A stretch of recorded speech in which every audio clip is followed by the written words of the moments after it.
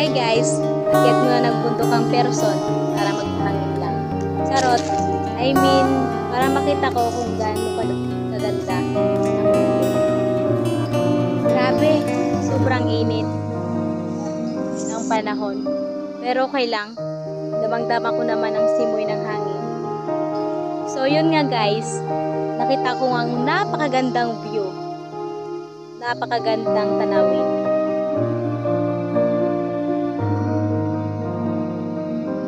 Guys, dali. Tignan nyo yung langit, blue na blue. Guys, tignan nyo nga din. Ganda ng puno. Green na